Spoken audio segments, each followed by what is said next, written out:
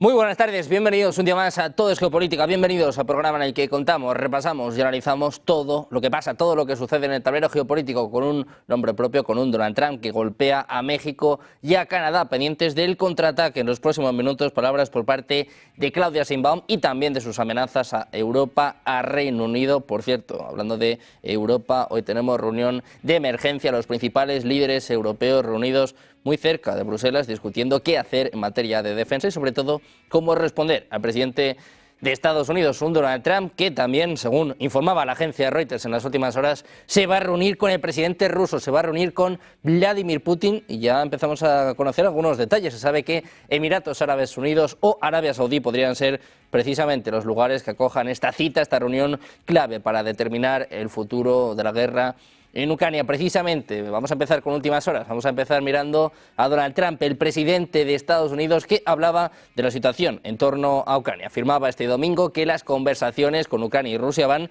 bastante bien en relación a sus promesas de poner fin al conflicto ucraniano. Decía Trump, en cuanto a otras cosas, como saben, hemos tenido un fin de semana muy ajetreado. Estamos negociando con Israel, con Ucrania y con Rusia. Tenemos reuniones y conversaciones programadas con varias partes, incluidas Ucrania y Rusia, y creo que esas conversaciones van bastante bien, es lo que asevera el mandatario a los periodistas tras su llegada desde Mar a Lago. Las declaraciones de Trump siguen las palabras de su enviado especial para Ucrania, Keith Kellogg, aseguraba que el mandatario tiene un plan sólido para lanzar negociaciones de paz entre las dos naciones y que se plantea presionar no solo a Moscú, sino también a Kiev, así como a presentar iniciativas positivas para ambas partes. Precisamente el presidente de Estados Unidos, Donald Trump, decía este domingo que definitivamente impondrá aranceles a los productos procedentes de la Unión Europea. Califica las acciones del bloque como una atrocidad. Esta es la amenaza de Donald Trump.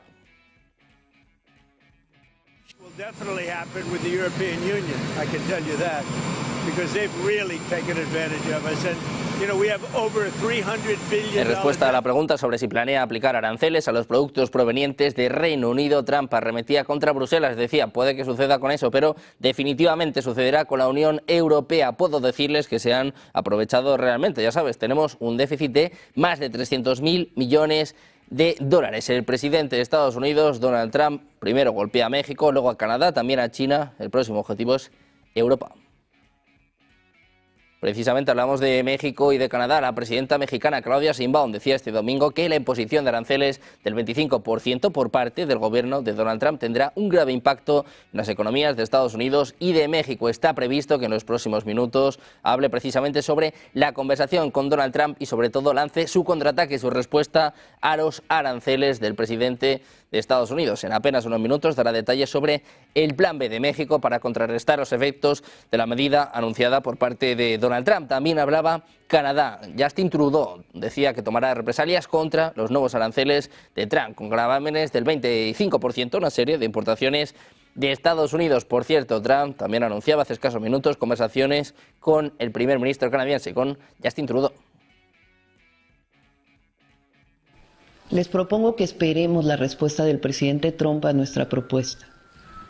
Y en la mañanera del día de mañana, en la mañanera del pueblo, les estaré informando las primeras medidas de lo que llamamos el Plan B. También pendientes de la guerra en Ucrania, con Arabia Saudita y los Emiratos Árabes Unidos son vistos por Rusia como posibles sedes para una cumbre entre el presidente estadounidense Donald Trump y el presidente ruso Vladimir Putin. Es lo que informaba la agencia Reuters, según dos fuentes rusas con conocimiento de las discusiones. Trump ha dicho que pondrá fin a la guerra en Ucrania lo antes posible y dice que está dispuesto a reunirse con Putin. Por su parte, el presidente ruso felicitó a Trump por su elección y afirmó que está dispuesto a reunirse con él para hablar sobre Ucrania y también sobre materia energética. Los funcionarios rusos han negado repetidamente cualquier contacto entre la administración de Donald Trump y Rusia sobre los preparativos de una llamada telefónica entre Trump y Putin que precedería a una eventual reunión a finales de este año. Sin embargo, altos funcionarios rusos, según la agencia Reuters, han visitado tanto Arabia Saudí como Emiratos Árabes Unidos en las últimas semanas, es lo que informaban estas fuentes rusas que hablaban bajo condición de anonimato debido a la sensibilidad de este asunto. Pendientes de la guerra en Ucrania, pendientes también de esta guerra comercial desatada por parte de Donald Trump, el contraataque de México y de Canadá. Nosotros vamos con los expertos, vamos con el análisis y hoy contamos con José Luis Orella, profesor de Historia Contemporánea de la Universidad CEU San Pablo. ¿Qué tal? Buenas, José Luis, buenas tardes. Muy buenas, como siempre, un placer empezar la semana con vosotros. Igualmente, encantados de tenerte por aquí una semana más. José Luis, tenemos también a Enrique Refollo, experto en geopolítica y doctor en geografía militar. ¿Qué tal? Muy buenas, Enrique. Pues lo mismo digo, encantado de estar aquí empezando la semana con todos vosotros. Bueno, pues empezamos el lunes con fuerza, como lo hace Donald Trump, no como lo han hecho las bolsas europeas, que venimos contando toda la mañana el batacazo también, por cierto, que se ha extendido a Wall Street. Adrián, te quiero igual presentar, presidente de IKEA Group. Enseguida te quiero preguntar por esta guerra comercial que ha desatado el presidente de Estados Unidos. ¿Qué tal? Buenas, Adrián, buenas tardes. Hola, ¿qué tal? Encantado de estar con vosotros y con mis dos compañeros, por supuesto.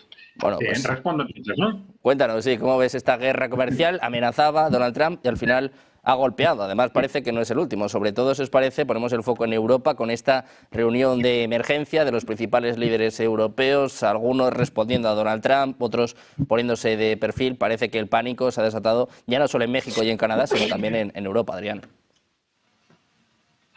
Sí, bueno, vamos a ver.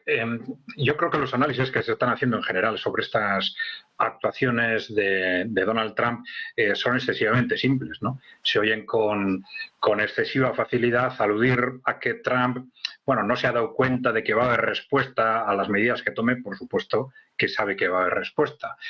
Por supuesto que sabe que estas medidas arancelarias van a tener efectos inflacionarios. Por eso él mismo ha hecho referencia a que Estados Unidos va a sufrir. Él mismo lo ha dicho, ¿no?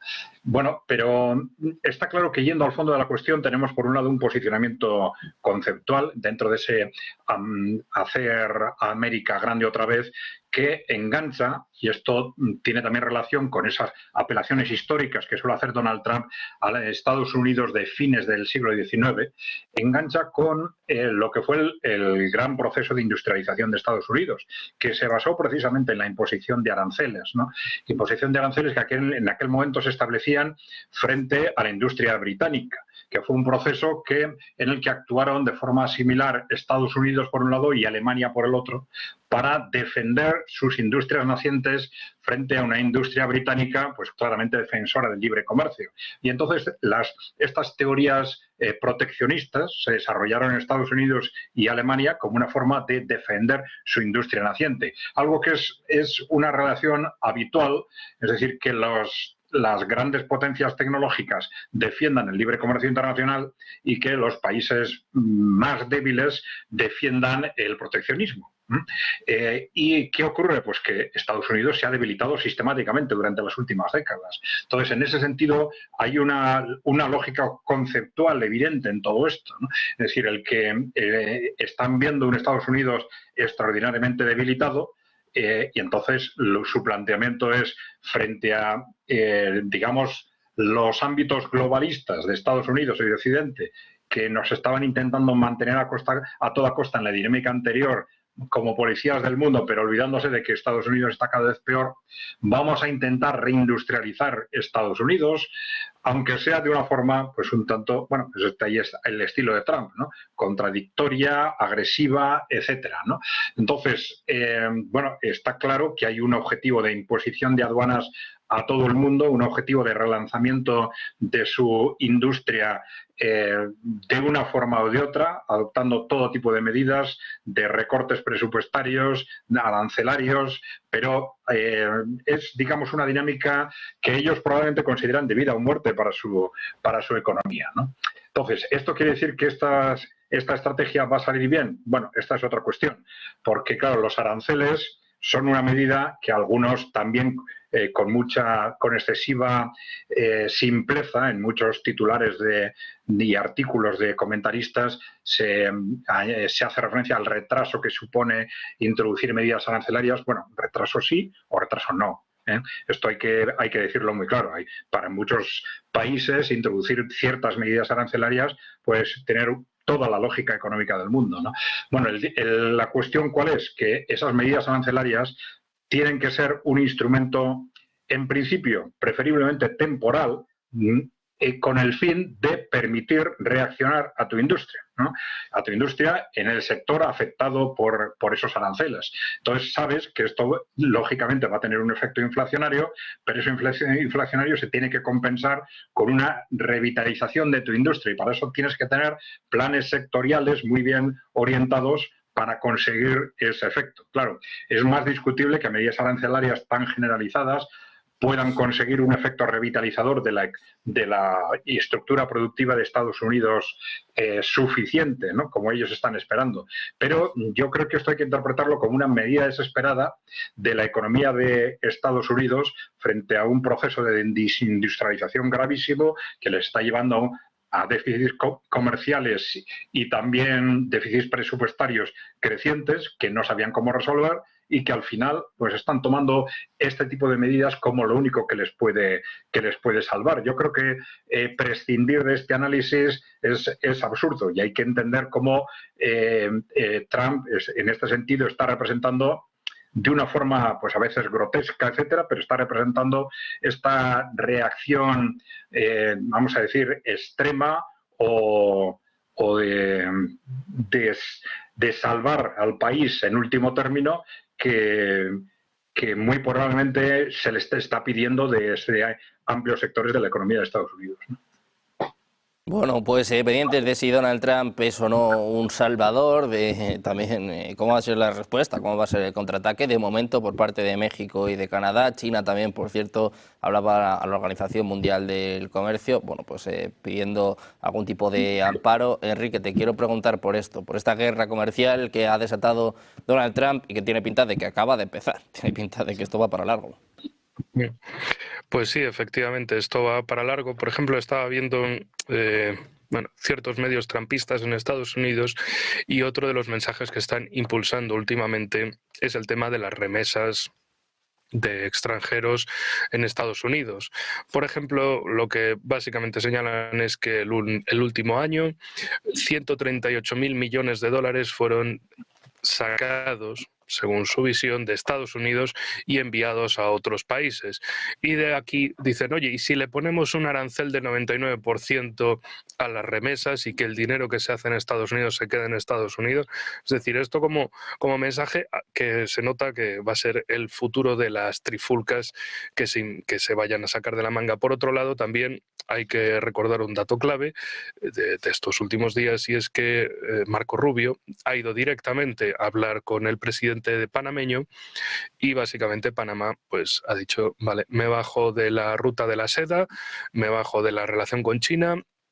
Y esto es la primera muestra de esa acción estadounidense. No iba a haber un intento de invasión militar ni nada parecido, sino básicamente sacar a los chinos de allá donde Estados Unidos considere que su seguridad nacional está en peligro. Pero bueno, te hablan de cuidado con la seguridad nacional de Estados Unidos, hay tantas cosas que la ponen en peligro que por otro lado también Trump dice, es que todo el mundo nos trata mal. Y con esto cierro el asunto. Por un lado, hablan de que tienen que hacer una política exterior activa, de que si hay problemas de seguridad nacional, y por el otro lado es que nos tratan mal. Es que, vamos, parece que todo el mundo abusa de Estados Unidos, el mundo al revés, directamente, de que es que nos tratan mal los mexicanos, nos tratan mal los canadienses, nos tratan mal los chinos, los europeos, nos trata mal todo el mundo. Y luego tenemos cosas de seguridad nacional que hay que atenderlas y hay que arreglarlas. Así que el tema de Panamá ya tenemos el primer resultado en apenas 3 semanas de... Bueno, en el tercer lunes del mandato de Trump, Marco Rubio presentándose en Panamá y haciéndole a Panamá tirar por la borda sus relaciones con China, porque Estados Unidos está ahí y, vamos, de hecho, las declaraciones de Marco Rubio es que no es que nos coman los chinos, es que nos comen los chinos comunistas. Es que todo el rato es la visión de, oye, es que el Partido Comunista Chino, es que los chinos comunistas, es que están en todas partes, es que lo quieren controlar todo, es que menudo problema. O juegan la carta de la víctima o juegan la carta de la seguridad nacional. Pero con unas cosas y otras es como que Estados Unidos, con la administración Trump, te va adaptando el mensaje a lo que quieran. Claro, y ya con esto termino, con lo que empecé, la cuestión de las remesas. A Estados Unidos ahora le dicen, oye, ¿y si los inmigrantes dejan de trabajar en Estados Unidos, qué? ¿Y si nosotros les impedimos que saquen el dinero estadounidense de Estados Unidos para que se lo den a sus familias y lo inviertan en Estados Unidos, qué? Y entonces así está la cosa, entre nos tratan mal, entre el victimario y la víctima, Estados Unidos haciendo un juego a lo Juno, a los dos caras, que es absolutamente espectacular. Pues víctima o verdugo, esta es la cuestión. Veremos en qué se convierte Donald Trump. De momento viene, bueno, pues con más amenazas que hoy le tocaban a Europa y también a Reino Unido. Te quiero preguntar por esto, José Luis. Europa, que ya de por sí está muy debilitada y ahora pues a las puertas de una guerra comercial. Hemos visto a Macron y a Scholz advertir, bueno, pues de la unidad de Europa, hablaban del gasto en defensa, mientras Kaja Kallas prácticamente se puede decir que se ponía de perfil.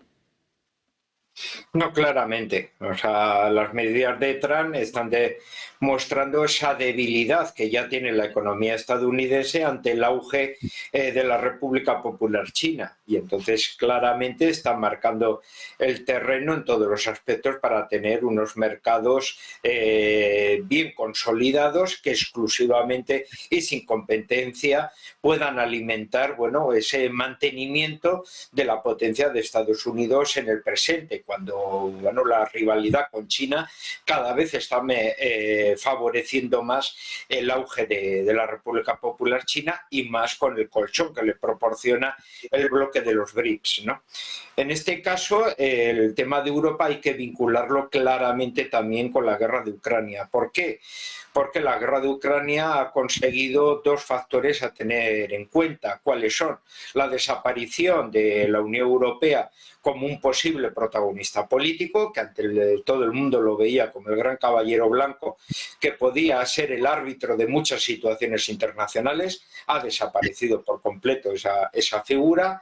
En segundo lugar, la dependencia militar clara que se tiene de Estados Unidos, marcada a través y canalizada a través de los intereses de la OTAN.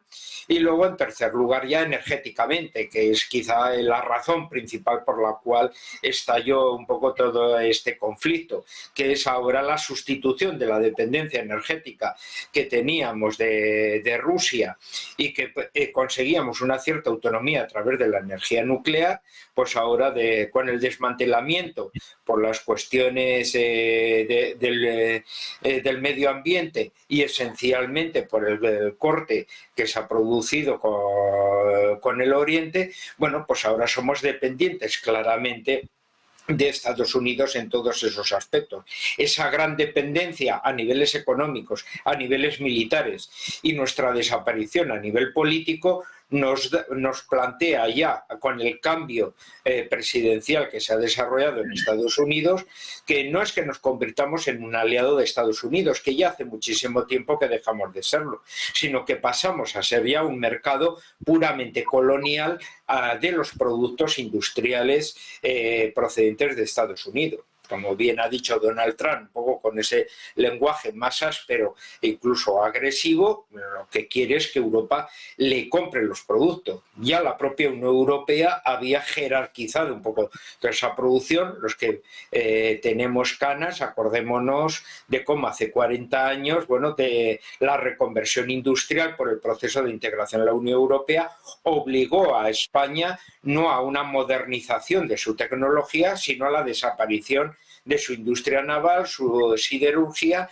y de su industria minera, ¿no? Convirtiéndonos claramente en un país de servicios y esencialmente turístico para un núcleo industrial que aquí sí se mantenía en lo que era el mundo alemán. La quiebra del modelo industrial alemán claramente afecta ahora en que el conjunto de la Unión Europea nos convirtamos en un mercado de productos industriales de Estados Unidos, sin ningún tipo de posibilidades de una reindustrialización, sino que por el contrario las presiones que ejerce Donald Trump es para que desmantelemos ya definitivamente lo que pueden ser ya nuestras últimas redes de industria, nos convirtamos, bueno, pues en un mercado de los productos estadounidenses y en un lugar, bueno, pues de turismo para los ciudadanos estadounidenses. En una palabra, somos las nuevas colonias y hemos perdido absolutamente, bueno, pues gran parte de nuestra soberanía política, militar y también económica, ¿no? Esto está, podemos decir, en pleno auge, un poco en ese aspecto, y ahora veremos si hay planteamientos de signo soberanista pues en el ámbito europeo, como empiezan a aparecer, bueno, pues en México o en China o en otros países, con las medidas que está desarrollando Estados Unidos, que paliará también con convenios bilaterales con algunos países, como puede ser Gran Bretaña por el parentesco o Australia por parentesco, pero también por los altos recursos mineros que tiene, ¿no?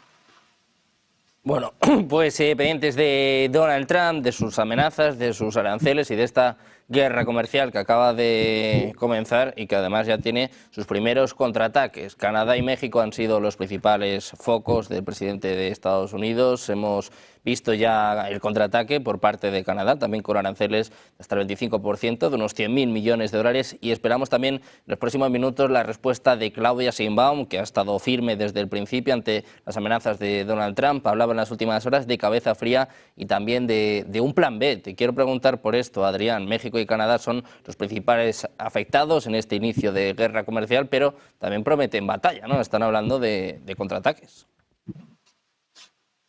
Sí, evidentemente. Claro, está claro que estos movimientos de imposición de aranceles, de respuesta de los países que son sometidos a aranceles, etcétera, van a perjudicar a determinados sectores de la industria o de la economía norteamericana y van a beneficiar a otros. Entonces, desde un punto de vista neto.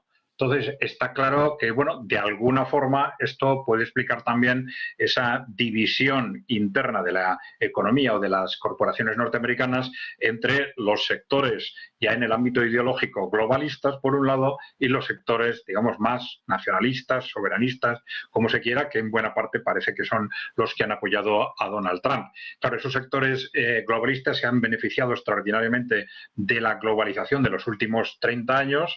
En el conjunto del mundo ha sido muy llamativo y de forma muy clara lo que se ha hecho en China. Estas grandes corporaciones obtuvieron extraordinarias ventajas de los grandes pactos estratégicos que se pusieron en marcha ya desde la época de Nixon, Kissinger con el Partido Comunista de China. Esto fue muy bien aprovechado por China para impulsar su proceso de industrialización. Fue muy positivo para esas multinacionales que consiguieron acceso a mano de obra barata y nuevos mercados, pero ha sido extraordinariamente negativo para la economía de Estados Unidos. Entonces, es esta un poco la dialéctica. Hay sectores de la economía de Estados Unidos que van a resultar perjudicados por este proceso, sobre todo estos sectores de las grandes multinacionales, y hay sectores de la economía de Estados Unidos con un ámbito de actuación muy importante dentro del propio país que van a resultar extraordinariamente beneficiados.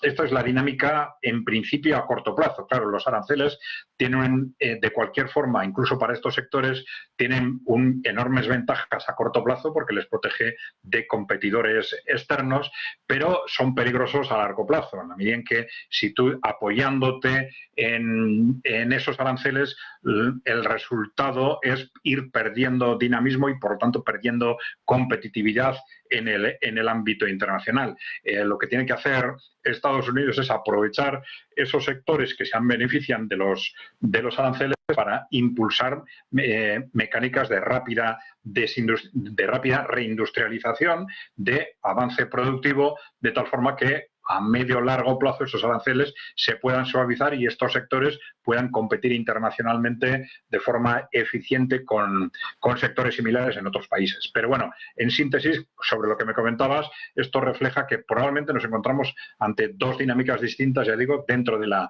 economía norteamericana, sectores que van a resultar perjudicados por este proceso y sectores que van a resultar claramente beneficiados. Se habla del sector del automóvil, ya veremos qué sucede con el sector agrícola. Enrique, te quiero preguntar por esta misma cuestión. México y Canadá, unidos en este caso contra Donald Trump. Ojo, porque pueden no ser los únicos, hablan en muchos lugares, en muchos medios, sobre una especie de unión internacional en contra del presidente de Estados Unidos, pero de momento México parece que se planta, ¿no?, en este caso ante las amenazas y ya los hechos de Donald Trump. Sí, y efectivamente, de hecho estaba dando una vuelta por diferentes medios y comentaristas del MAGA, del trumpismo, y también el otro mensaje, aparte de las remesas que decía antes, es las manifestaciones también enfocadas en mira estos inmigrantes que se manifiestan en Estados Unidos y que no llevan banderas de Estados Unidos, sino que llevan banderas de México, como de extranjeros, que siempre van a ser extranjeros, que se comportan como extranjeros, que odian a Estados Unidos, que no quieren saber nada de Estados Unidos, etcétera, etcétera. Así es, digamos, lo que van mostrando desde el trumpismo, que es muy importante, sobre todo para motivar a su público, al estadounidense ya convencido o al que tienen casi convencido, de decirles, oigan, los gabinetes anteriores, las administraciones anteriores se han dedicado a exportar trabajo, a permitir que se expolie a Estados Unidos, que se saque el dinero de Estados Unidos, que Estados Unidos le regale trabajo a otros, que a cambio se acabe invirtiendo en callejones sin salida como el wokismo, que lo único que hacen es debilitar. ¿Debilitar a quién? Debilitar al poder, al hegemón, porque sin tipos duros, pues poco ejército van a poder sostener con todas las bases militares que tienen en el mundo. También hay otro detalle interesante en todo esto, es ese llamado al estadounidense para que se vuelva fuerte por sí mismo, desde el trumpismo. Es decir, tendría como una vertiente 100% económica y una vertiente también social, de que al final se necesita una mano de obra, pero una mano de obra fiel, una mano de obra, entre comillas, estadounidense, nacional, motivada para todo lo que vaya a lanzar el trumpismo. Es decir, una especie como de activismo social, activismo vertical que el mismo gobierno propone hacia la gente y lo que acaba es también destapando las miserias venidas de situaciones anteriores.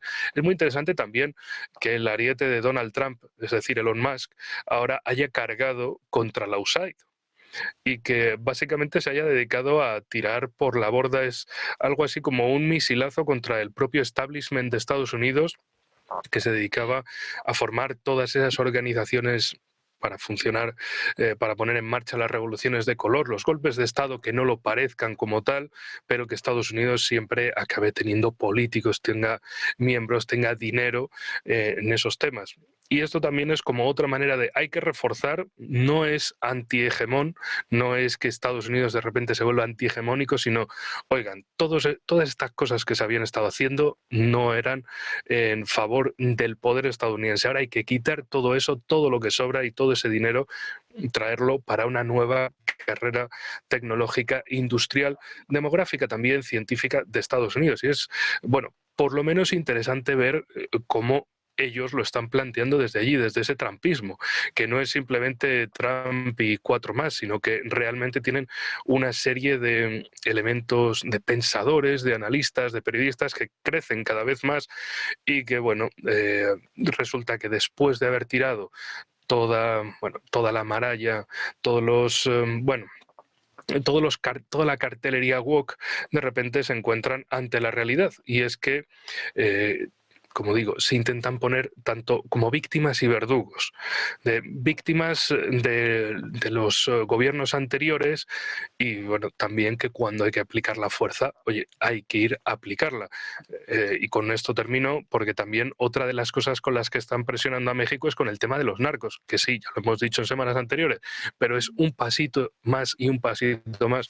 En el caso de Panamá, la semana pasada hacían en el Senado estadounidense una ronda especial con Marco Rubio allí, y que básicamente estaban decidiendo a ver cuántos palos argumentales juntaban contra Panamá. Y luego esto se ha terminado con la visita del mismo Marco Rubio a cantarle las 40 al presidente de Panamá. Vamos, en una injerencia en toda regla, a decirle, tú aquí vas a comerciar con quien yo te diga, deja de a China de lado. Libre mercado, salvo cuando les afecta la seguridad nacional. Entonces, de repente se olvidan. Y ahora le están dando más presión al tema México. Es decir, México con que, oye, vosotros sois el último año os llevasteis casi 30.000 millones de dólares de dinero en remesas de Estados Unidos a México. Esto no puede ser, eso os lo llevasteis, en su visión, os lo llevasteis de gratis. Encima, los narcos, el fentanilo, drogas, asesinatos, esto no puede ser. Y ahora se van a focalizar en esos sentidos contra México, para sacarle también concesiones.